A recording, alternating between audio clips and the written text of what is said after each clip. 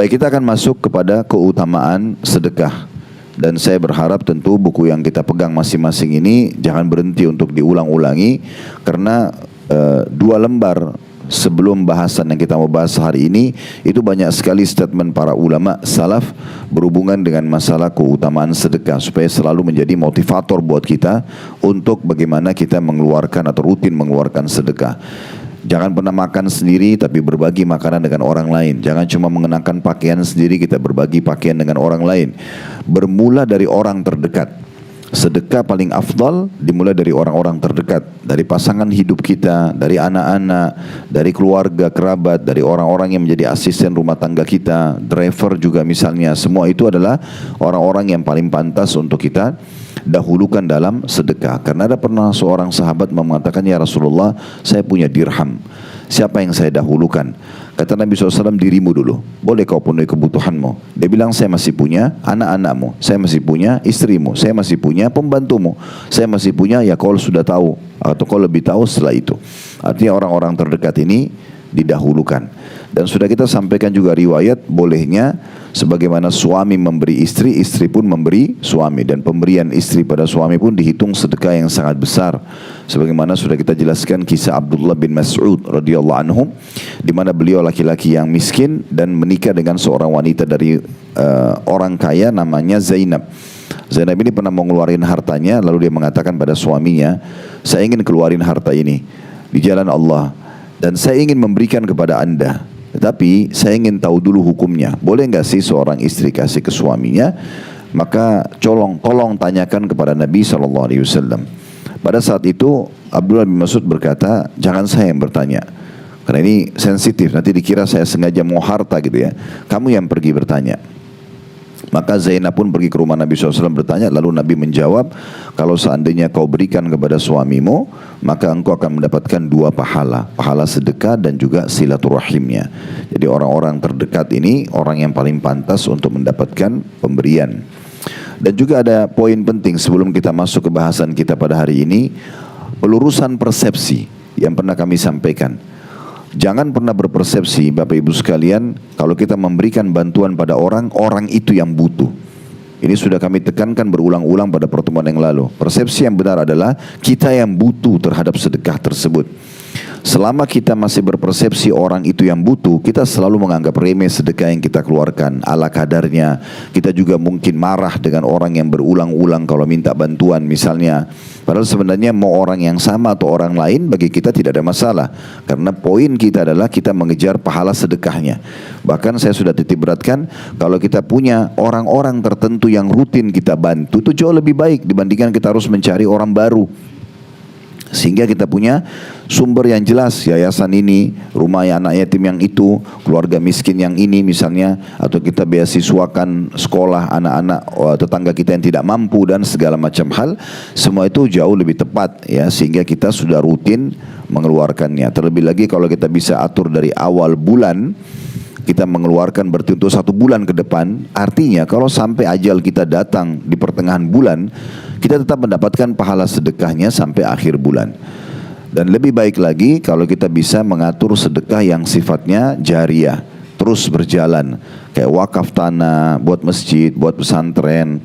Ya, ini semuanya rumah anak yatim, jembatan, jalanan umum, sumur, semua ini sifatnya berkelanjutan. Selama masih berfungsi maka kita akan terus mendapatkan pahalanya. Nah, ini termasuk poin-poin yang harus kita perbaikin.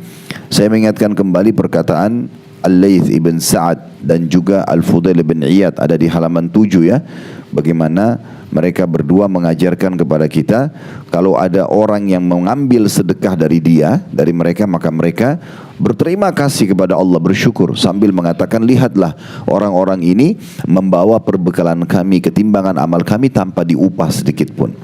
Karena orang yang menerima sedekah kita, misalnya kita bantu 1 juta rupiah, dipakai sama dia untuk kebutuhan dia, untuk anaknya dan segala macam, habislah misalnya. Tapi kita enggak kehabisan angka 1 juta itu, karena dengan melalui dia dibawa ketimbangan amal kita. Dan itu pun Allah tidak membalas 1 juta dengan 1 juta rupiah, tapi Allah melipat gandakan minimal 10 kali lipat, bahkan bisa menjadi 700 kali lipat. Jadi persepsi seperti ini yang harus kita betul-betul perbaikin.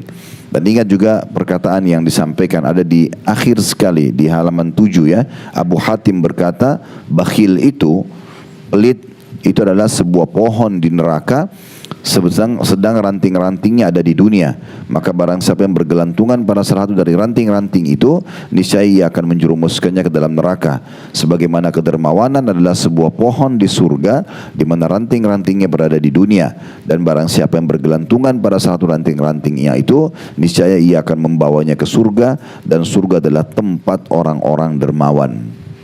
Jadi memang ini yang kita titik beratkan pada pertemuan yang sebelumnya tentang pelurusan persepsi juga salah satu dari hal yang kita bahas selain definisi sedekah, selain juga perkataan salaf tentang masalah sedekah itu sendiri. Baik, sekarang kita masuk Bapak Ibu sekalian, apa yang Anda dapatkan kalau Anda rutin bersedekah? Hasilnya apa? Itu yang disebutkan di halaman 9. Saya akan bacakan dulu kata penulis, sedekah memiliki keutamaan yang besar dan pahala yang melimpah baik di dunia maupun di akhirat. Di dua tempat ini kita akan dapat.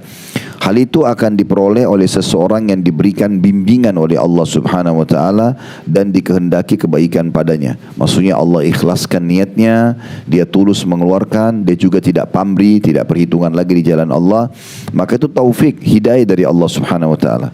Karena ada orang kadang-kadang makanannya aja dia pelit kepada anaknya, atau dia pelit pada pasangannya, atau dia pelit pada saudaranya dan kerabatnya, ya, dan seterusnya. Atau anak-anak yang sudah sukses selalu dia pelit dengan orang tuanya yang dulunya membesarkan dia. Semua ini berbahaya sekali, itu tidak mendapatkan taufik dari Allah. Tapi justru kalau ibu dan bapak selalu hatinya tergerak ingin siapa saja, kapan lagi siapa lagi yang saya harus bantu hari ini nih, saya harus sedekah di mana nih, ya. Ada sebagian jemaah kami sengaja keluar bawa uang puluhan juta, ratusan juta setiap hari hanya untuk mencari kantong-kantong sedekah. Kalau ditanya kenapa, jawabannya karena saya sudah ketagihan. Setiap kali saya memberi di jalan Allah pasti akan dibalas. Dan dibalasnya luar biasa memang, melimpah sekali gitu. Kemudian dikatakan, dan di antara pengaruh dari sedekah dan besarnya keutamanya adalah sebagai berikut. Yang pertama yang Bapak Ibu bisa dapatkan adalah sedekah pensucian dan pembersihan jiwa. Jadi orang yang suka bersedekah itu hatinya jadi bersih dari penyakit-penyakit hati kayak iri, dengki. Jiwanya jadi bersih, lebih tenang. Orang yang suka memberi, karena dia tidak, orang yang suka memberi Bapak Ibu sekalian itu akan hilang perasaan iri pada orang lain. Karena dia suka memberi, maka tidak penting bagi dia orang itu lebih besar rumahnya kah, lebih mewah mobilnya kah, karena memang dia suka dermawan. Orang yang pelit justru terganggu dengan fasilitas orang lain. Seringnya orang memberi, kalau kita lihat bahwa ada beberapa orang yang miskin mungkin keadaannya, tapi karena suka memberi, dia tidak terganggu dengan tetangganya yang kaya, dia tidak terganggu dengan mobil mewah yang selalu lewat di depan dia, karena bagi dia itu hal biasa saja, karena dia suka memberi. Jadi jiwanya jadi suci, jadi bersih, karena suka memberi. Allah berfirman kepada Nabi Muhammad SAW di dalam surah At-Taubah ayat 103 yang bunyinya, khudh min amwalihim sadaqatan tutahhiruhum wa tuzakkihim biha wa salli alaihim inna salataka sakanun lahum wallahu sami'un alim. Ambillah zakat dari sebagian harta mereka yang dengan zakat itu kamu membersihkan dan mensucikan mereka, dan berdoalah untuk mereka. Sesungguhnya doamu itu menjadi ketentraman jiwa mereka, dan Allah Maha mendengar lagi Maha mengetahui. Jadi ada 3 faedah dari ayat ini. Yang pertama, fungsi zakat dan sedekah itu pensucian. Ambillah zakat atau sedekah dari sebagian harta mereka yang dengan zakat itu kamu membersihkan dan mensucikan mereka. Jiwanya jadi baik, jadi lebih ramah, lebih santun, lebih jauh dari penyakit-penyakit hati. Itu yang pertama. Kemudian juga ada perintah untuk berdoa.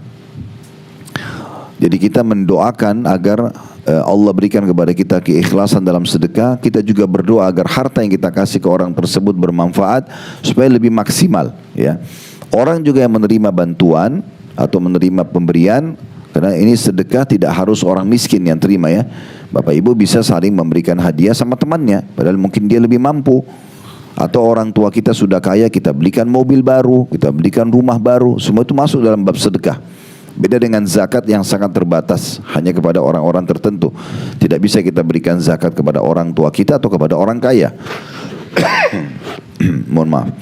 Jadi kalau sedekah ini jauh lebih luas. Kalau ada orang yang memberikan kepada bapak ibu makanan, pakaian dari teman-teman, dari kerabat, tetap kita harus berterima kasih. Kita mendoakan kebaikan. Kata Nabi SAW, siapa yang memberikan kepada kalian sesuatu kebaikan, maka balaslah yang setimpal. Makanan dengan makanan, pakaian dengan pakaian, kita berikan balasan yang baik. Jangan tetangga kirim makanan dengan piring, keluar kembali kosong gitu kan. Atau yang semisalnya. Atau mungkin kita kesenangan karena teman kita sangat dermawan, kita selalu berharap dia yang traktir, dia yang selalu memberikan hadiah, kita tidak pernah sama sekali membalas. Padahal sunnah Nabi SAW harus kita berikan yang setimpal, yang sama. Dan kata Nabi SAW, tahadu, tahabu. Saling memberikan hadiah, kalian akan saling mencintai dan menghormati. Kalau betul-betul tidak ada, kata Nabi SAW, maka ucapkanlah jazakallahu khairan. Semoga Allah balas anda dengan kebaikan. Karena itu sudah, ya, dia sudah sampai pada puncak berterima kasih. Maksudnya Allah akan balas. Tapi jangan lupa ada khairannya ya. Karena sering saya lihat yang sudah ikut pengajian sudah dengar hadis ini, jazakallah, jazakallah. Jazakallah apa? Jazakallah artinya semoga Allah balas. Khairan itu doanya, kebaikan. Ya, dan tidak usah ditambah juga dengan kathiran. Sebagian orang juga menambah karena sunnah Nabi jazakallahu khairan, udah cukup. Jazakallah, semoga Allah membalas anda khairan dengan kebaikan. Jadi kalau kita ucapkan berarti kita sudah memberikan ucapan terima kasih yang pantas kepada orang yang membantu.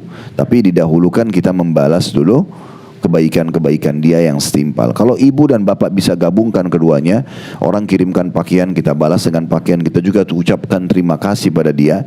Dan tidak ada salahnya terima kasih bisa diubah dengan jazakallah khair jadi doa, itu lebih sesuai dengan sunnah Nabi SAW. Bagian ketiga adalah sifat Allah Subhanahu Wa Taala di akhir ayat, dan ketahuilah Allah Maha mendengar lagi Maha mengetahui. Maksudnya Allah mendengar siapapun yang berdoa, berharap agar Allah berikan keikhlasan, berharap agar Allah terima sedekah yang dia keluarkan, gitu kan, berharap berdoa agar bermanfaat bagi orang yang terima sedekahnya, misal. Dan juga Allah Maha mengetahui, maksudnya niat setiap orang di antara kalian, tulus enggak gitu ya. Nah, seperti itu sifat Allah Subhanahu Wa Taala. Penulis menukil di situ ada potongan ayat kalimat tutahhiruhum, artinya engkau membersihkan mereka dari zakat dan sedekah yang diambil. Di potongan awal ayat ya, ambillah zakat dari sebagian harta mereka yang dengannya kamu membersihkan.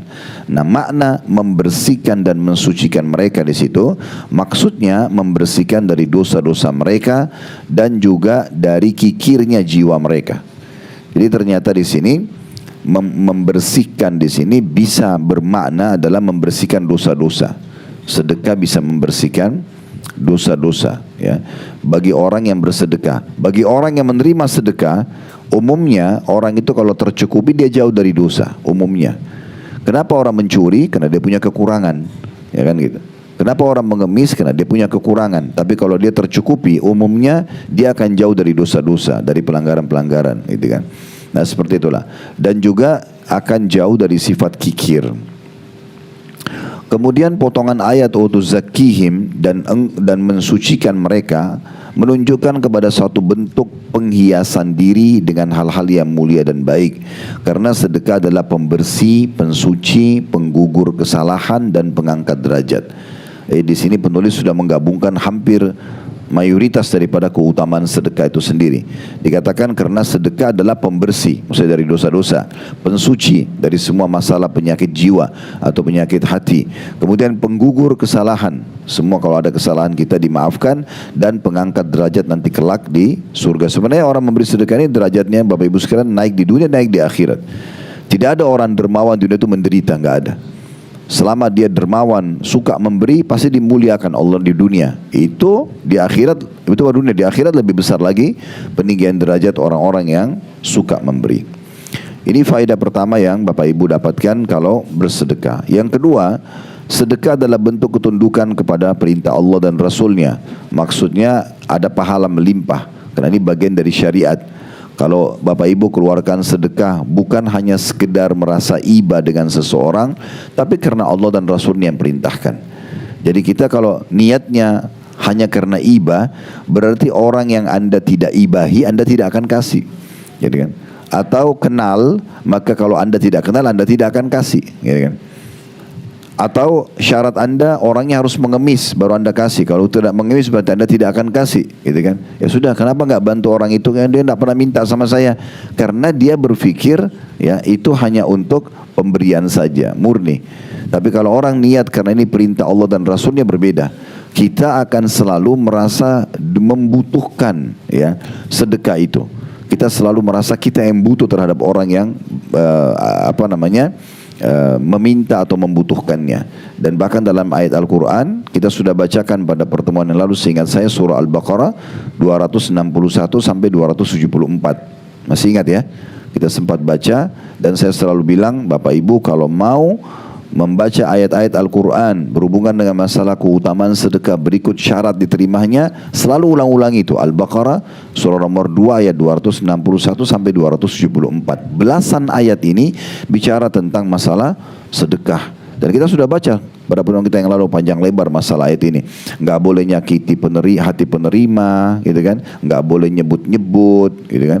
Seperti orang melempar uang di depan orang, naudzubillah misalnya, atau bertutur kata kasar, gitu ya. Dan di situ diajarkan juga qaul ma'ruf. Kalau kita betul-betul tidak ada, kita ucapin maaf ya, mungkin lain waktu misalnya, dengan kata-kata santun. Jadi memang berbeda sekali apa yang Allah ajarkan dengan yang banyak terjadi di tengah-tengah masyarakat kita. Allah selalu memerintahkan kita justru untuk menganggap itu adalah sebuah ibadah. Dan kalau kita tahu itu perintah Allah Rasul, kita tidak akan melihat siapa lagi yang menerima. Kita juga tidak akan lagi perhitungan dengan apa yang kita keluarkan. Nah seperti itu.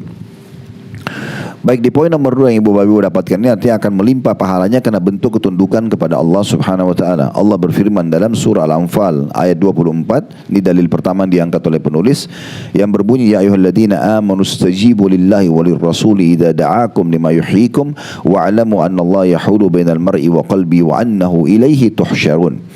Hai orang-orang yang beriman, penuhilah seruan Allah dan seruan Rasul. Apabila Rasul menyerumu kepada sesuatu yang memberi kehidupan kepadamu, ketahuilah bahwa Allah membatasi antara manusia dan hatinya, dan kepadanya lah kamu akan dikumpulkan. Artinya di sini penuhlah seruan Allah dan seruan Rasul yang menjadi saksi bahasan kita. Kembali saya ingatkan lagi apa yang saya sudah ucapkan tadi, Bapak Ibu sekalian, tolong lebih konsentrasi memahami poin ini. Karena di sini pondasi dasar sedekah Bapak Ibu diterima atau tidak. Niatkan karena perintah Allah dan Rasulnya.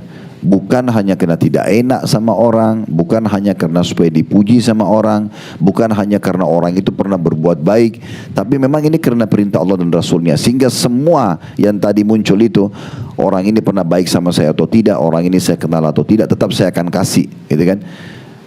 Dia puji atau dia tidak puji, dia balas tidak balas, tetap saya berbuat. Maka ini yang membuat muncul itu karena kita anggap ini adalah perintah Allah dan Rasulnya. Dan semua yang dikerjakan karena perintah agama itu tidak akan membuat jenuh. Kita cari contoh misalnya haji. Orang haji itu keluarin biaya besar, waktu yang lama, energi yang banyak, meninggalkan keluarga, menjaga pekerjaan. Tapi subhanallah, orang yang kerjakan karena Allah dan Rasulnya, begitu pulang haji ditanya lagi, mau haji lagi gak? Pasti mau. Tapi kalau orang karena hanya mau coba-coba, meramaikan, diajak sama teman-teman, begitu-begitu aja, indikasinya cuma ke situ. Apalagi kalau riya, orang mau dipuji, paling mau haji lagi nggak? Udah deh, udah cukup kan, udah pernah. Nah, akhirnya jawabannya begitu dan sesuai dengan niatnya. Dia ucapin begitu, maka Allah pun permudah. Dia hanya sekali saja sudah, dia maunya begitu.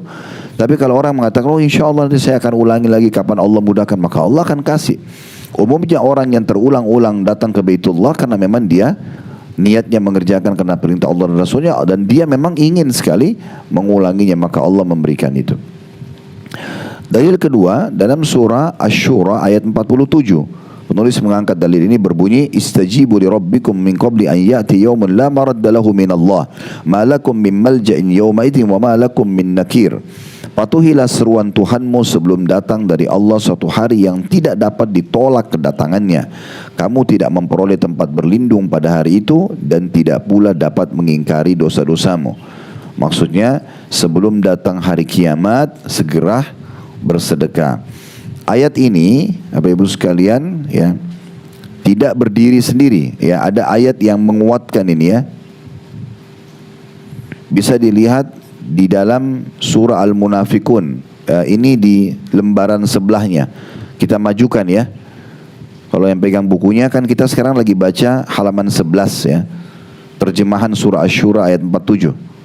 Nyambung nggak? Ya. Nggak, di buku. Kan saya lagi baca tadi surah Asy-Syura ayat 47. Lihat gak? Yang di akhir halaman 10, terjemahnya sambung di atas halaman 11. Udah nyambung belum? Udah? Baru 3 orang yang bilang sudah nih. Sudah? Oke. Nah sekarang surah Asy-Syura ayat 47 ini kita korelasikan Bapak Ibu sekalian dengan lembaran di sebelahnya. Lembaran nomor 12. Surah Al-Munafikun ayat 10. Lihat gak? Lihat nggak? Oke, ini ada kolerasinya. Makanya saya bilang kita pindah dulu ke lembaran 10. Nanti kita kembali lagi ke halaman 11 ya. Di situ Allah berfirman dalam surah Al-Munafikun ayat 10, pas di atas poin nomor 3. Lihat ya. Oke, saya bacakan. Wa anfiqu mimma razaqnakum min qabli an ya'ti ahadakumul mautu fayaqula rabbi laula akhartani ila ajalin qaribin fa asaddaka wa akum minas salihin.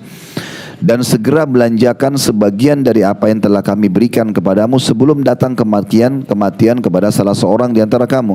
Segera sedekahin, segera keluarin yang di rekening, bantu orang-orang yang minta bantuan sebelum datang nanti malaikat maut ya mau mencabut ruh. Di saat itu cuma kita sendiri yang melihat malaikat maut itu dan tidak bisa ditunda. Detik itu kita harus meninggal. Lalu apa yang terjadi? Allah bilang, infakkan sebelum datang waktu itu. Dan jangan nanti kamu berkata, pada saat sudah lihat malaikat maut, ya Rabbi, wahai Tuhanku, mengapa engkau tidak menangguhkan kematianku sampai waktu yang dekat? Artinya berikan tolong aku waktu lagi setengah jam lah, biar aku bisa transfer. Berapa menit supaya aku bisa transfer uang. Yang menyebabkan aku dapat bersedekah, dan aku termasuk orang-orang saleh. Jadi maksudnya jangan tiba hari penyesalan itu. Makanya pernah juga Nabi Muhammad SAW bilang kepada para sahabat, siapa yang lebih suka dia mengelola hartanya atau ahli waris yang kelola hartanya?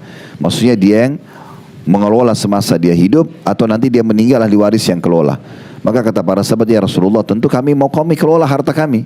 Maksudnya kami yang mengelola, kami mau beli makanan apa, pakaian apa, kami mau bantu siapa, ya kami lebih suka daripada nanti kami meninggal, kami nggak tahu ahli waris akan bantu ke siapa. Maka kata Nabi SAW, semua yang kalian infakkan semasa kalian hidup itu yang kalian kelola, karena akan dibawa ke akhirat. Dan semua yang kalian tumpukkan sehingga menjadi harta warisan ahli waris itu yang dikelola oleh ahli waris. Belum tentu mereka sedekah. Ya, sudah pernah kita sampaikan kisah, kalau masih ingat, yang di pengadilan di Saudi. Masih ingat gak? Ada dulu kejadian orang yang kaya raya meninggal di Saudi. Dia meninggalkan harta, kalau saya tidak salah nilainya sekitar 600 miliar. Uang yang dikasih itu ya, atau uang yang ditinggalkan sebesar itu. Dan dia karena suka sekali bekerja, cinta dengan pekerjaannya, dia sampai tidak menikah. Oh, belum pegang buku dari tadi nih. Mungkin ada sebagian yang pegang belum. Saya mohon maaf, saya tidak tahu. Saya pikir tadi semua sudah pegang, jadi saya sebutin buku halaman sekian gitu. Oh, sebagian sudah dibagi. Kalau yang sudah dapat bagian jangan disimpan di rumah, Bu ya. Dibawa kalau lagi taklim. Karena sayang. Jadi kalau dibawa itu penting sekali. Ini kalau kelas kita ini, kelas di kampus ini dapat penilaian minus nih kalau nggak bawa buku. Kalau saya dulu waktu jadi mahasiswa, kalau jadi dosen, kalau mahasiswa saya tidak bawa buku, saya nilai kurang itu. Karena itu penting sekali, buku kan butuh ditandain ya. Makanya ditaruh di mobil aja, Bu. Ditaruh di mobil, ingat jadwalnya kapan, jadi bawa bukunya selalu ya. Baik, seingat saya pernah sampaikan kisah, tapi saya ulangi lagi. Ada orang meninggal di Saudi, meninggalkan harta sekitar nilainya 600 miliaran. Karena banyak sekali perhotelan dia dan segala macam. Tapi karena dia belum menikah, nggak ada istri, otomatis nggak ada anak, dan orang tuanya juga sudah meninggal. Dicari ahli warisnya nggak ada, nggak ditemukan. Setelah pemerintah Saudi sempat menahan harta itu untuk diamankan supaya jangan diambil oleh sembarangan orang. Lalu disuruhlah pengadilan agama di Saudi itu untuk mencari tahu siapa orang yang punya hubungan kerabat sama. Ditemukan ada 3 orang saja. 3 orang ini juga kerabat jauh, cuma mereka yang ada kerabat gitu. Waktu itu dipanggil ke pengadilan, ketiga orang ini ditanya, apakah kalian kenal si fulan, disebutkan nama orang ini ya, yang sudah meninggal dan kaya raya. Mereka bilang iya kami kenal. Mereka ini belum tahu kalau ada warisan. 3 orang ini, cuma mereka mengatakan iya kami kenal. Cuma memang orangnya eksklusif sekali, nggak pernah bertemu kami, nggak pernah silaturahim, nggak pernah kontak-kontak kami, nggak, cuma tahu saja ini ada kerabat tapi jauh, dan kami tahunya dia orang kaya. Lalu kata mereka, tadinya 3 orang ini ketakutan dipanggil ke pengadilan. Ada apa nih? Kesalahan apa gitu? Mereka tanya, kami ada salah apa? Kata hakimnya, bukan ada salah, tapi si fulan yang tadi saya tanya itu meninggal dunia. Dia meninggalkan harta yang sangat banyak, dan pemerintah menyuruh kami menahan ini harta sampai dapat siapa ahli warisnya. Kami nggak temukan kecuali kalian bertiga. Maka sekarang kami akan berikan kepada kalian harta tersebut. Ini orang-orang tadinya miskin, tiba-tiba jadi kaya, punya ratusan miliar, ya. Sudah selesai ditandatangan semua. Sebelum keluar dari pengadilan, ini dapat uang cash tiba-tiba. Lalu kata hakimnya begini, karena hakimnya ini orang beriman, dia mengatakan, saya memberikan saran pada kalian bertiga. Bagaimana kalau masing-masing mengeluarkan uang sekitar 200 sampai 250 ribu real. Ini sekitar 1 M saja. Dari sekian ratus M ya. Masing-masing kalian mengeluarkan 1 M, 1 M, 1 M, 250 ribu real masing-masing. Lalu bangunkan masjid untuk mayit, pemilik harta ini. Toh kalian juga terima uang ini dari dia, gratis gitu. Tahu apa yang terjadi? Tiga-tiganya nolak. Itu kisah nyata di pengadilan Saudi. Sampai menjadi bahan ceramah itu. Jadi yang satu bilang, saya punya utang banyak, saya mau bayar. Sebanyak apapun utangnya nggak mungkin sebanyak warisan itu. Tapi memang dia tidak mau kasih. Yang satu lagi bilang, saya udah lama hidup susah, sekarang saya hidup senang. Yang ketiga ini juga sama menolak, tapi dia memberikan jawaban kepada kita. Dia bilang apa? Wahai hakim, orang ini pemilik harta, semasa hidupnya kenapa dia tidak bersedekah? Harusnya dia yang sedekah dengan hartanya. Kenapa kami sekarang yang harus keluarkan ahli warisnya? Sebenarnya buruk, dia nggak mau kasih juga. Tetapi apa yang diucapkan orang ketiga ini jadi bahan pertimbangan buat kita. Jangan tunggu nanti kita meninggal tinggalin harta numpuk-numpuk di rekening sekian puluh miliar, sekian belas. Kita tidak pernah sedekahin, tidak pernah jadi target. Ini menjadi masalah. Belum tentu ahli waris jalankan. Anggaplah bapak ibu dibangunin satu masjid misalnya. Habis itu mereka akan lupakan. Belum tentu juga dibangunkan gitu ya. Contoh. Oleh karena itu saya ingatkan juga di poin ini, ada sebuah hadis Nabi SAW yang mengizinkan kita Bapak Ibu sekalian menulis wasiat sepertiga harta buat kita. Sepertiga harta ya. Jadi misalnya Bapak Ibu mulai sekarang pulang ke rumah tulis wasiat. Kita tidak tahu ajal. Ya insya Allah panjang umur, tapi tetap kita akan meninggal. Ditulis wasiat, kalau saya meninggal maka sepertiga harta saya itu wakaf. Bapak Ibu tulis begitu. Makanya Nabi SAW mengatakan Allah mengizinkan kalian untuk menambah amal kalian dari sepertiga harta kalian. Tapi tidak boleh lebih. Gak boleh Bapak Ibu bilang misalnya kalau saya meninggal nanti setengah harta saya buat pesantren itu. Tidak boleh setengah, sepertiga maksimal. Jadi kalau misalnya Anda tinggalkan misal saja 900 juta, betul cuma 300 juta saja sepertiganya. Gak bisa lebih. Tapi ini ditulis wasiat. Kalau perlu dinotariskan ya, sehingga kita tahu oh yang seperti pokoknya harta nanti kalau kita meninggal dihitung berapapun sepertiganya buat wakaf. Nah, gitu. Langsung kita bisa tentuin buat pesantren tahfidz Quran kah, buat apa, tapi sepertiga harta ya nggak boleh lebih. Beda kalau Bapak Ibu semasa hidup kayak sekarang. Kalau hidup begini, Ibu dan Bapak mau keluarin seluruh hartanya hak Bapak Ibu. Misal Bapak Ibu punya 10 miliar, udah semuanya saya mau sedekahin deh, saya nggak mau tahu. Pokoknya saya mau takut meninggal nanti saya nggak bisa sedekah. Itu hak Ibu, namanya hibah. Pemberian di masa hidup bebas, seluruh harta bisa. Ya, baik kepada kerabat atau orang lain. Tapi kalau wasiat ditulis, kalau saya meninggal nanti, maka itu tidak boleh lebih dari sepertiga harta. Tapi minimal ada angka ini, supaya ada yang kita tinggalkan lari kepada amal soleh buat kita. Maka jangan sia-siakan ini, tulis wasiat itu. Berapapun harta, orang tinggalkan 900 ribu rupiah saja, 300 ribu tetap untuk wakaf, sedekah. Nah itu bagus gitu kan. Nah, itu salah satu poin yang perlu kita perhatikan. Karena memang ayat surah Al-Munafiqun ayat 10 itu dahsyat sekali. Saya setiap kali baca ayat ini merenyuh gitu, coba merenungi, ini luar biasa ini. Orang kalau mau meninggal, maka Allah khususkan di sini. Allah tidak bilang, ya Allah terlambatkan ajalku karena aku ingin beramal soleh. Ada dalam surah Al-Mu'minin Allah sebutkan itu memang. Tapi di sini Allah sebutkan khusus sedekah. Berarti sedekah ini punya satu makna yang dalam sekali. Karena sampai Allah sebutkan salah satu penyesalan orang kalau mau meninggal nanti adalah minta diterlambatkan ajalnya untuk sedekah. Coba. Jadi berarti kan memang dia dahsyat banget ini ya. Sebagaimana nanti akan dikuatkan juga dengan beberapa poin lain yang bisa kita dapatkan. Nah ini bentuk ketundukan kita kepada Allah Subhanahu Wa Taala dan segera lakukan sebelum tiba masa penyesalan. Baik, selanjutnya kita kembali ke halaman 11 ya. Tadi kan saya baca Al-Munafiqun ayat 10 itu di halaman 12. Kita kembali dulu ke halaman 11 ke paragraf pertama setelah ada surah Asy-Syura ayat 47. Dilihat ya. Nah, kita sekarang baca di paragrafnya situ. Maka di antara sifat orang-orang yang beriman dan bertakwa adalah bersegera dalam memenuhi perintah Allah Subhanahu wa taala. Sedang sedekah adalah di antara perkara yang diperintahkan oleh Allah, dituntun dan juga dianjurkan olehnya. Maksudnya, ibu dan bapak punya peluang sedekah jangan disia-siakan. Tidak ada peluang depan mata bapak ibu cari sedekah itu. Itu dua-duanya harus ya. Jadi jangan seharian ini kebetulan tidak ada yang minta, tidak ada yang WA, tidak ada yang telepon, ya udah saya tidak sedekah. Jangan ada hari kecuali harus ada sedekah. Ingat hadits Bukhari Muslim, nanti juga akan disinggung di beberapa lembar ke depan buku kita ini. Kata Nabi SAW, kalau setiap seseorang tiba di pagi hari, kayak kita sekarang tadi tiba di pagi hari ini, alhamdulillah masih hidup, maka Allah mendatangkan dua malaikat seraya berduanya ini berdoa. Yang satu mengatakan, ya Allah lapangkan rezeki orang yang sedekah. Yang satu mengatakan, ya Allah binasakan orang yang bakhil. Setiap hari malaikat turun begini. Artinya setiap hari harus kita kejar doa malaikat itu bersedekah. Sampai sebagian ulama salaf Bapak Ibu sekalian, dia keluar ke masjid bawa bawang di kantongnya. Bawang masih mentah dibawa di kantongnya. Karena dia tidak punya kecuali itu.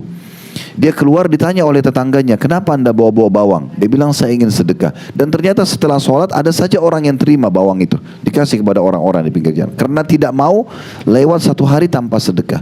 Sepotong roti, sepiring nasi, apa saja kita keluarkan. Jadi kita selalu rutinkan. Nah, lebih aman lagi, tadi saya bilang kalau Bapak Ibu sudah pegang satu yayasan, rumah anak yatim ya, udah saya mau sedekah buat pesantren. Ada pesantren dibantu nggak? Ada.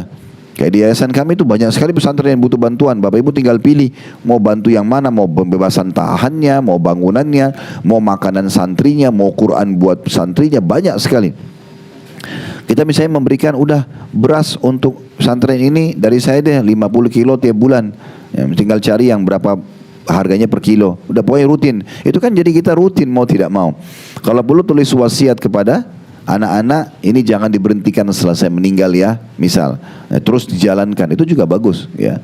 Seperti kemarin waktu ayah kami meninggal, karena kami tahu beliau rutin setiap hari keluar di kota Makassar tuh, setiap hari keluar. Saya kadang-kadang kalau lagi di Makassar saya ikut. Jadi saya pun tidak tahu di mana orang-orang miskin, tapi ayah saya tahu tuh, didatangin pakai mobil beliau, datang bawa uang-uang baru, semua di pinggir-pinggir jalan, di bawah pohon, ada sana orang kusta, di sini ada orang cacat buta matanya, semua dicari. Saya sampai tahu di mana tempat mereka. Dan anak-anak beliau semua diajak biasanya. Sekali datang. Kalau saya ada di Makassar, biasanya saya memang sengaja setirin mobil untuk ngajak beliau sedekah. Sekarang setelah beliau meninggal, saya bilang, ini tetap berjalan ya. Kita sepakati semua ahli waris sebagai bentuk amal buat beliau. Karena ini contoh yang baik. Akhirnya orang-orang miskin itu selalu setiap hari tetap berjalan. Walaupun beliau meninggal waktu masa Covid kemarin. Ini kan bisa kita jadikan sebagai sebuah program yang menarik gitu ya. Baik. Kemudian selanjutnya dikatakan oleh penulis ya. Saya ulangi lagi, maka di antara sifat orang beriman dan bertakwa adalah segera dalam memenuhi perintah Allah SWT. Sedangkan sedekah adalah di antara perkara yang diperintahkan oleh Allah, dituntun dan dianjurkan olehnya. Allah SWT berfirman dalam surah Ibrahim ayat 31.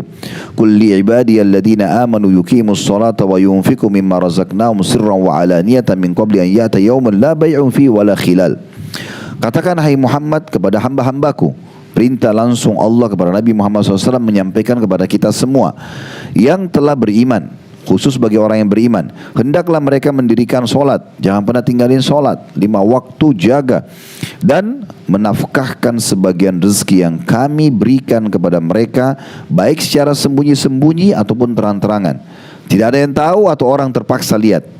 Di sini terang-terangan bukan berarti pamer, tapi kadang-kadang kita di pinggir jalan ada kotak amal masjid, kita harus buka jendela kasih uang cash misalnya, karena dia tidak ada QRIS situ, tidak ada ATM, kita kasih orang cash.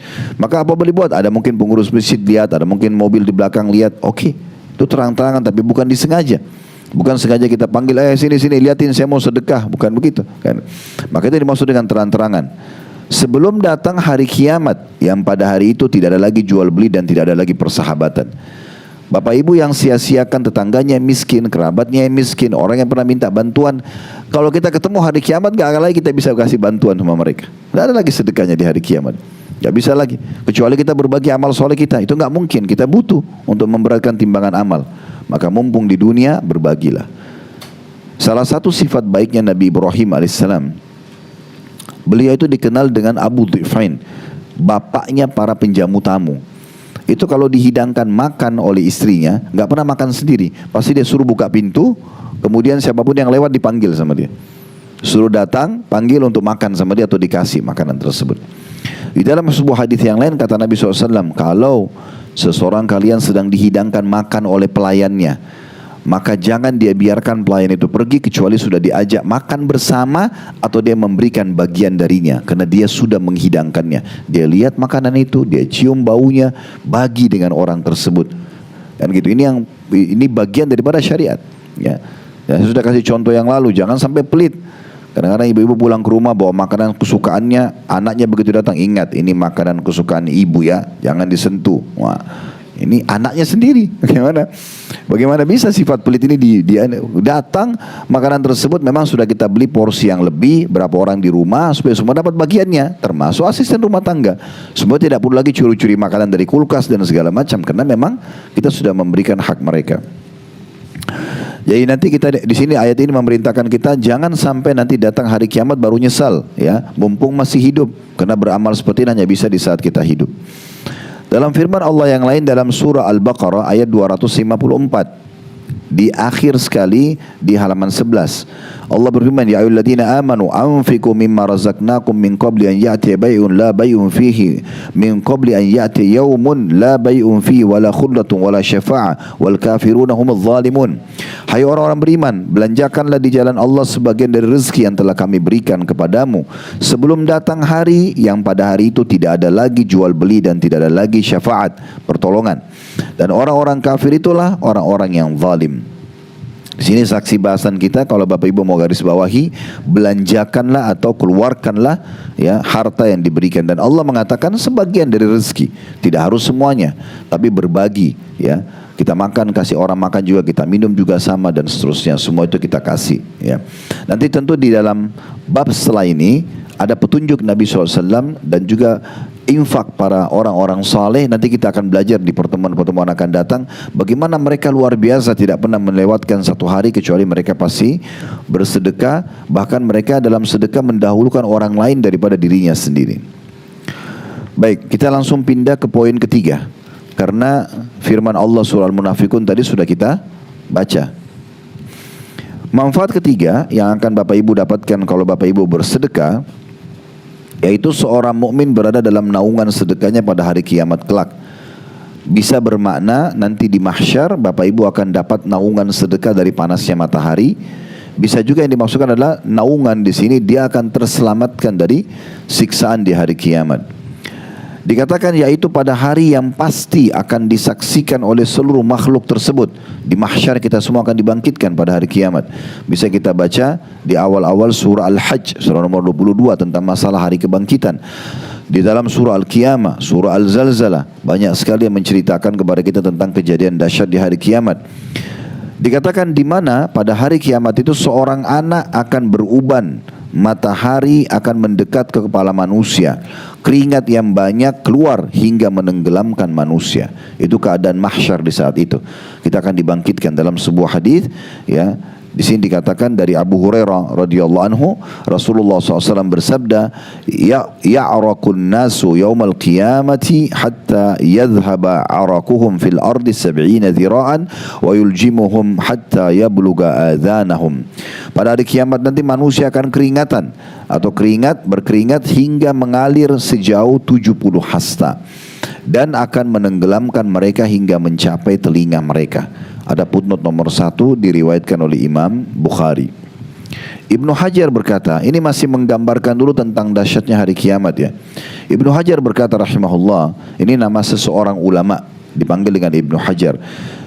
Dalam menanggapi hadis tersebut tentang nanti orang akan keringatan di mahsyar dan akan keringatnya itu akan mengalir sejauh 70 hasta dan akan menenggelamkan mereka sampai ke kuping mereka, Beliau mengatakan, barang siapa yang memperhatikan kondisi tersebut, niscaya ia akan mengetahui betapa besarnya kegoncangan pada hari itu, di mana neraka mengelilingi tanah padang mahsyar dan matahari didekatkan sekitar jarak 1 mil jaraknya dari kepala manusia. Maka bagaimana kondisi panasnya bumi di saat itu, dan keringat apa yang mengalir pada padang Sahara hingga mencapai 70 hasta.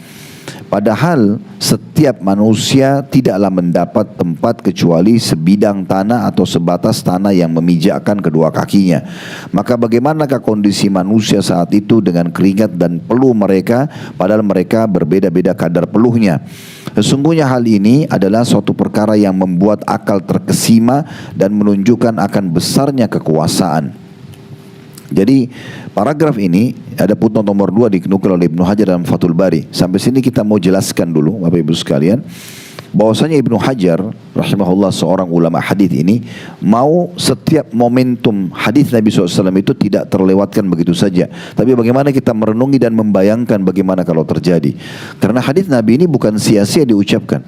Di hari kiamat orang dibangkitkan, semua manusia akan mengeluarkan keringat atau peluhnya, kemudian akan terus mengalir sejauh 70 hasta, dan terus air keringat itu selain di mahsyar, dia naik meluap sampai ke kuping seseorang di antara. Ada hadis lain yang menjelaskan bahwasanya seseorang itu akan tenggelam dengan keringatnya sendiri pada hari kiamat, tergantung daripada kadar dosanya. Ada yang tenggelam sampai mata kakinya, ada yang sampai paha lututnya, ada yang sampai perut dadanya, ada yang sampai Nabi SAW kasih isyarat sampai ke mulut beliau. Tapi keringat dia tidak mengganggu orang yang di sebelahnya, hanya dia saja tersisa dengan itu. Kadang-kadang Bapak Ibu sekalian, kalau kita tahu semua tidak asing dengan keringat, kalau kita sudah gerah banget ya, rasanya ingin mandi karena nggak tahan dengan gerah itu baru mungkin beberapa sih tubuh kita ini basah dengan keringat yang membuat kita tidak nyaman. Apalagi orang yang biasa bersih mungkin tidak nyaman dengan walaupun keringat sedikit. Maka bagaimana kalau orang itu di masa di mahsyar itu, ada hadis yang menyebutkan 50.000 tahun. Nah ini dia akan tenggelam terus dengan keringatnya sampai dihadiri oleh Allah Subhanahu Wa Taala. Itu kan berat banget. Nah hari ini memang hari yang sangat dahsyat. Tentu ada beberapa golongan yang akan selamat. Kita pernah jelaskan dan saya ingatkan kembali hadis Nabi SAW, ada 7 golongan yang akan dinaungi oleh Allah, tidak ada naungan kecuali naungannya.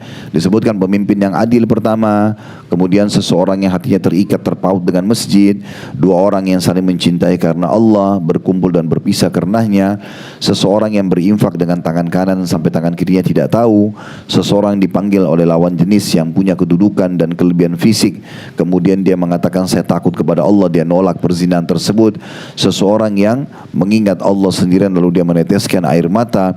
Maka semua ini adalah orang-orang yang selamat, golongan yang selamat hari kiamat. Ditambah juga dalam hadis tentang siapa yang menghutangkan orang dan memberikan tenggang waktu atau memaafkan utang seseorang juga akan dapat naungan Allah pada hari kiamat. Di mahsyar lagi panas, orang semua tenggelam dengan keringat, mereka tidak kena. Salah satunya di situ adalah orang yang bersedekah dengan tangan kanan sampai tangan kirinya tidak tahu. Jadi mereka akan aman dari dahsyatnya mahsyar pada saat itu. Dikatakan selanjutnya setelah footnote nomor 2, kembali ke halaman 13. Tadi ada angka 2 kecil, masih ingat ya? Selanjutnya saya baca. Pada saat itu manusia sangat membutuhkan naungan yang dapat menaungi dirinya, hingga hadirlah sedekah lalu menaungi pelakunya.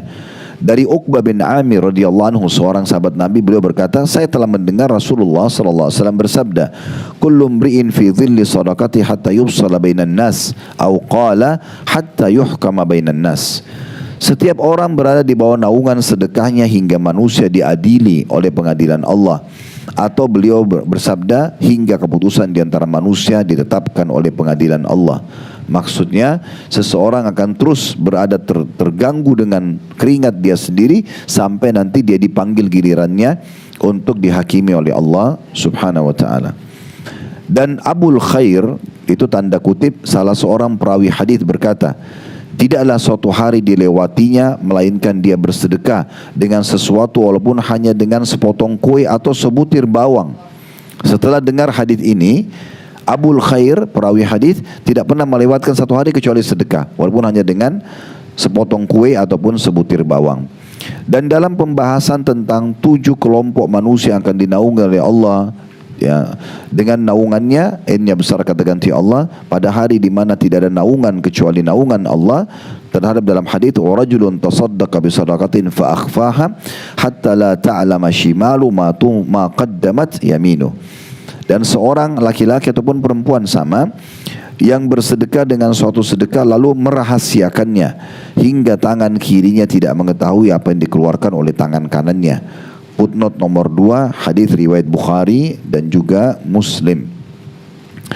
Hadis ini Bapak Ibu sekalian, ya, termasuk hadis yang tadi sudah kita singgung, ada 7 golongan yang Allah naungi pada hari kiamat, salah satunya adalah kelompok ini. Dan ini bahasa kiasan. Maksudnya bahasa kiasan itu adalah kalau tangan kiri tidak tahu, apalagi manusia yang lainnya. Ya, karena tangan kiri tangan kanan berdekatan. Tapi Nabi SAW berikan bahasa kiasan. Orang yang berinfak dengan tangan kanannya sampai-sampai tangan kirinya aja tidak tahu. Maksudnya saking luar biasa dia merahasiakannya. Dan sudah saya pernah bahasakan juga, hati-hati Bapak Ibu sekalian, kadang-kadang amal itu sudah berlalu. Misalnya kita ikhlas pernah bantu seseorang, kita ikhlas pernah haji, kita ikhlas pernah bakti orang tua. Lalu kita dibisikkan oleh syaitan, lalu kita ceritakan di depan orang satu waktu. Tanpa kita sadari ternyata itu bisa memunculkan riya, padahal amal sudah berlalu. Itu bisa saja mengganggu. Jadi riya itu bisa merusak amal pada saat dikerjakan atau pada saat sudah dikerjakan. Oleh karena itu kita harus hati-hati. Semua amal yang Bapak Ibu sudah kerjakan sudah dilupain saja. Biarkan urusannya malaikat yang mencatat, kita tinggal panen pahalanya pada hari kiamat nanti. Nah, ini gambaran tentang pentingnya kita menghadapi atau bagaimana kita punya persiapan menghadapi hari kematian nanti. Nah, tentang masalah mahsyar ini juga saya berharap Bapak Ibu bisa buka aplikasi Al-Quran dalam surah Al-Hajj. Kita baca di ayat-ayat pertama surah Al-Hajj, ya. Allah menggambarkan juga di situ tentang masalah mahsyar ini. Allah berfirman di ayat satunya surah Al-Hajj. Sebenarnya ini bicara masalah haji, ada haji ya, tapi ayat-ayat awal ini Allah sebutkan tentang masalah mahsyar, kebangkitan. Bismillahirrahmanirrahim. Ya ayuhan nasu taqu rabbakum inna zalzalatas sa'ati syai'un azim. Hai manusia, bertakwalah kepada Tuhanmu. Maksudnya patuh dan tunduk, yang diperintahkan kerjakan, yang dilarang jauhi. Sesungguhnya kegoncangan pada hari kiamat nanti adalah suatu kejadian yang sangat besar. Dahsyat itu. Kalau sudah dibangkitkan nanti susah kita dia kalau tidak menyelamatkan diri dari sekarang, ya. Lalu Allah gambarkan di ayat 2-nya, yauma tarawunaha tazhalu kullu murdi'atin amma arda'at wa tada'u kullu dhati hamlin hamlaha wa taran nasa sukara wa man bisukara walakin 'adzaballahi syadid. Ingatlah, makna ingat dalam Al-Quran artinya pelajarilah. Karena kan kita belum hadir waktu itu kan. Ingatlah pada hari ketika kamu melihat kegoncangan itu. Lalailah semua wanita yang menyusui anaknya. Karena dahsyatnya sampai kalau ada wanita yang sedang menyusui anaknya, dibuang anaknya. Ya, itu tidak mungkin terjadi di dunia. Ibu-ibu mungkin lebih tahu dari kami. Kalau lagi menyusui anak penuh kasih sayang, kita tidak mau lepas dia sampai dia selesai kenyang gitu ya. Tapi di hari kiamat Allah gambarkan di saat itu karena dahsyatnya ibu-ibu yang menyusuin pun membuang anak-anaknya. Dan dikatakan, saya ulangi ya, lalailah semua ibu wanita yang menyusui anaknya dari anak yang disusuinya, dan gugurlah kandungan segala wanita yang hamil. Tentu ini karena ada goncangan yang kuat, sehingga ketakutan yang stres yang sangat tinggi membuat keguguran. Ini nggak gampang, ya. Kemudian dikatakan, dan kamu akan melihat manusia dalam keadaan seperti mabuk atau mabuk, padahal mereka sebenarnya tidak mabuk, akan tetapi azab Allah saat itu sangat keras. Nah, dua ayat ini menggambarkan kepada kita tentang masalah bagaimana dahsyatnya, ya, kejadian di mahsyar itu. Dan tentu cukup banyak hadis-hadis yang membahas tentang masalah itu. Baik, kita sekarang tutup dengan poin nomor 4. Ini yang terakhir kita bahas. Setelah ini kita buka tanya jawab insyaAllah. Apa yang Bapak Ibu dapat kalau sedekah? Sedekah itu akan menghindarkan dari musibah dan menjauhkan dari kematian buruk. Dua manfaat sekaligus. Akan dijauhkan dari musibah, bala yang akan datang, dan juga diselamatkan dari su'ul khatimah, mati yang buruk. Artinya dia akan mendapatkan husnul khatimah. Kata penulis di halaman 15, sedekah memiliki dampak terhadap pelakunya dalam memelihara diri pelakunya dari musibah-musibah dan bencana-bencana. Dinukil sebuah riwayat dari Abu Umamah radhiyallahu anhu, beliau berkata, Rasulullah sallallahu alaihi wasallam bersabda, "Sana'iul ma'rufi taqi masari as-su, wa sadaqatus sir tutfi'u ghadab ar-rabb, wa silatur rahim tazidu fil umur." Perbuatan-perbuatan baik akan menghindarkan diri dari pintu-pintu keburukan.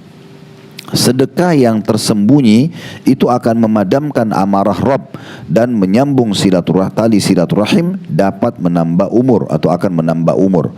Ada putnot nomor 1 di bawah, HR maksudnya hadis riwayat At-Tabarani dalam Al-Kabir atau kitab Al-Kabir.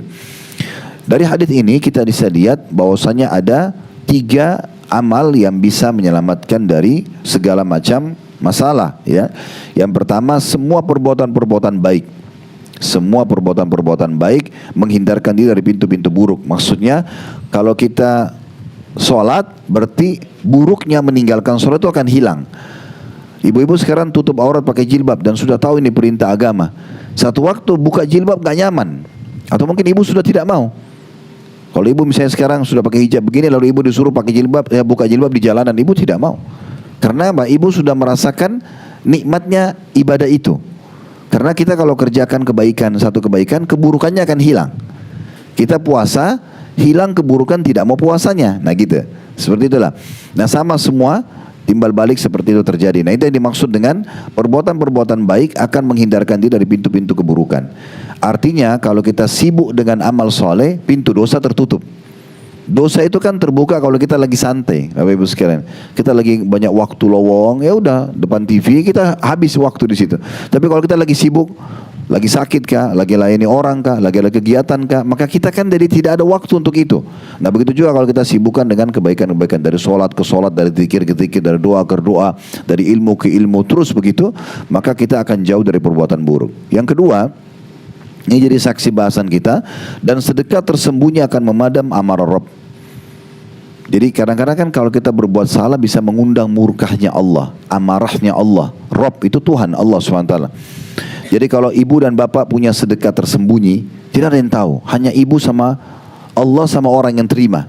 Transfer tiba-tiba online kasih ke orang gitu ya, atau rutin ke yayasan, kita sembunyikan nama kita, bilang saja hamba Allah ya, atau bantu ke masjid. Nggak ada yang tahu antara bapak ibu sama Allah sama orang yang menerima saja. Makanya namanya sedekah sembunyi. Itu bisa memadamkan amarah Rabb. Satu waktu kita tergelincir buat salah, sedekah yang lalu itu membantu. Allah tidak akan hukum kita karena itu. Ini jadi selamat dari bala bencana yang bisa datang karena perbuatan dosa. Karena kan dosa, pernah kita jelaskan di kajian buku kita sebelum ini, salah satu masalahnya adalah dampak bahayanya, dia bisa menghilangkan fasilitas dan mendatangkan hukuman. Karena dosa itu kan pelanggaran. Tapi itu bisa hilang dengan taubat kepada Allah, nasuha, dengan kita bersedekah seperti ini. Ini bisa meredam murka Allah Subhanahu wa taala. Tapi jangan diniatkan dari sekarang ya. Jangan bilang misalnya saya sedekah sekarang sembunyi, satu waktu saya kalau buat dosa supaya saya tidak dihukum. Bukan begitu maksudnya. Tetapi memang sedekah itu akan membantu kita di saat kita tergelincir, tapi kita bukan programin. Bukan berarti orang nanti malam saya mau zina, sekarang saya sedekah dulu deh supaya saya selamat. Bukan begitu maksudnya, ya. Tetapi itu bisa saya tidak diterima oleh Allah SWT. Tetapi kalau dia sedekah sekarang terus dia rutin, satu waktu tergelincir, dia tidak sengaja, dia bukan dia inginkan atau bergejolak godaan syaitan, maka itu bisa menjadi penyebab teredamkannya murkanya Allah Subhanahu wa taala. Yang ketiga, menyambung silaturahim adalah menambah umur. Ini ada hadis lain yang menyebutkan siapa yang ingin dipanjangkan umurnya, maksudnya keberkahan umurnya. Jadi kalau umur 70 tahun seseorang suka silaturahim, si A misalnya, si B tidak pernah silaturahim, umurnya 70 tahun, kita akan temukan si A banyak sekali berkah dalam hidupnya. Sudah banyak dia bangun masjid, sudah banyak dia lakukan kegiatan-kegiatan kebaikan dibandingkan dengan si B yang tidak pernah silaturahim. Itu yang dimaksud dengan menambah umur. Dalam hadis yang lain tadi saya bilang, siapa yang ingin dipanjangkan umurnya, masa keberkahannya, dan diluaskan rezekinya, maka dia melanjutkan hubungan silaturahim. Dan sudah pernah kami ingatkan, rahim ini ada dibagi dua ya. Ada rahim sama mahram, ada rahim saja tanpa mahram. Rahim sama mahram maksudnya rahim punya hubungan kekerabatan dan tidak boleh nikah sama kita. Ya, orang tua ke atas semuanya, semua saudara orang tua, semua saudara kita ke kanan dan ke kiri, semua ke jalur kita ke bawah, anak, cucu dan ponakan. Ini rahim dan mahram, ya. Kemudian juga ada yang disebabkan rahim dan mahram karena pernikahan, mertua sama anak mantu. Ada juga disebabkan rahim dan mahram karena susuan, ini pernah kita jelaskan. Ada juga orang yang punya hubungan rahim tapi bukan mahram. Itu adalah ipar, ya. Itu punya hubungan kekerabatan tapi ibu nggak boleh buka jilbab depan ipar, ya misalnya, karena mereka bukan mahram. Mereka bukan mahram. Atau jalan berduaan dengan ipar. Makanya Nabi SAW pernah bilang, kalau dua orang berduaan, laki-laki sama perempuan, yang ketiganya syaitan, pasti mudah digoda. Maka satu sahabat mengatakan, ya Rasulullah, bagaimana dengan ipar? Misalnya ini yang tanya laki-laki, misalnya saya sama adik perempuan istri saya misalnya, atau kakak dia. Kata Nabi SAW, ipar itu kematian. Ya, karena memang kalau terjadi naudzubillah perselingkuhan, makanya jadi masalah besar. Masalah besar di sini, karena kalau orang lain bercerai selesai, kan gitu. Tapi sekarang kalau ini adiknya atau kakaknya, dia cerai sama pasangannya nih. Tapi kakak sama adiknya selalu ketemu, susah. Itu yang membuat jadi masalah. Kalau orang lain dia pergi setahun 2 tahun kita bisa lupain, tapi kalau ini kan susah. Makanya berbahaya sekali. Oleh karena itu tetap ada rahim, tapi ada batasan. Ketemu dari acara keluarga, assalamualaikum apa kabar, ya oke. Tapi untuk buka hijab, untuk berdua-duaan ini nggak bisa, karena memang mereka bukan mahram, rahim. Ada juga orang yang rahim dan mahram tapi sementara. Itu suami istri. Selama satu suami istri, mereka punya hak rahim, mereka juga punya hak mahram. Ya, tapi kalau sudah bercerai dan lewat 3 kali masa suci, maka sudah tidak ada lagi namanya mahram. Sudah jadi laki-laki atau perempuan asing. Baik, selanjutnya Ibnu Abil Ja'ad berkata, ini seorang ulama, sungguhnya sedekah itu menghindarkan diri dari 70 pintu keburukan. Dan juga di antara dampak dari sedekah adalah memelihara hamba dari kematian buruk. Jadi tadi itu tentang masalah kita selamat dari bala atau masalah, ya. Sekarang masuk ke dalil tentang sedekah bisa menyelamatkan dari su'ul khatimah, mati buruk. Mati naudzubillah dalam kondisi mabuk, dalam kondisi maksiat atau apa itu, kita akan terselamatkan, ya. Itu sejalan dengan hadis Anas bin Malik radhiyallahu anhu bahwasanya Rasulullah SAW bersabda, inna sadaqata la tudfi ghadab ar-rabb wa tadfu an mitati su. Sesungguhnya sedekah itu dapat memadamkan amarah Rabb dan menghindarkan diri dari kematian yang buruk. Sebagai penutup tinggal 2 paragraf, ya. Ibnu Arabi Al-Maliki berkata rahimahullah, dan hakikat dari kematian yang buruk adalah kematian dalam kondisi kemaksiatan. Jadi kita selamat dari itu. Dan Al-Mubarak Furi, ini nama orang juga ulama, ya, julukannya. Al-Iraqi berkata, Al-Iraqi juga ulama. Jadi Al-Mubarak Furi menukil dari ulama lain diberikan julukan Al-Iraqi berkata, secara zahir yang nampak maksud kematian yang buruk adalah kematian yang mana Rasulullah SAW berlindung kepada Allah darinya, berupa hancur, jatuh, tenggelam, kebakaran, tergoda syaitan saat menghadapi maut, dan terbunuh saat lari dari medan perang di jalan Allah. Artinya Al-Iraqi lebih umum lagi. Mati buruk bukan hanya sekedar orang mati dalam kemaksiatan, tapi mati dalam kelalaian, mati dalam keadaan yang tidak diinginkan. Semua itu masuk dalamnya. Penulis memberikan nasihat kepada kita semua, yaitu maka perhatikanlah wahai saudaraku tentang keutamaan sedekah dan dampaknya pada kematian yang baik. Pemeliharaan hamba dari bencana dan akibat yang buruk. Nah, ini baru 4 poin yang kita bahas tentang masalah apa yang Bapak Ibu dapatkan. Kita masih lanjut lagi, insya Allah pertemuan akan datang nanti di poin ke-5 sampai nanti ini selesai di poin ke-9 seingat saya. Ya, ada 9 poin daripada keutamaan sedekah. Baru nanti kita akan pindah ke petunjuk Nabi SAW tentang sedekah dan beberapa contoh orang-orang yang memberi sedekah dan infak dari kalangan para sahabat ridwanullahi alaihim. Mudah-mudahan apa yang kita bahas tadi bermanfaat buat kita semuanya. Allah ikhlaskan niat kita dan semoga semua yang hadir di sini offline ataupun online dipenuhi hajat-hajat dunia akhiratnya, diampuni dosa-dosanya, diangkat derajatnya, dan juga Allah Subhanahu wa taala mempertemukan kita semua di surga firdausnya kelak tanpa hisab. Mana Allah satukan kita di majlis yang mulia ini. Tidak pernah lupa kita selalu doakan agar negara kita selalu aman, tentram, damai.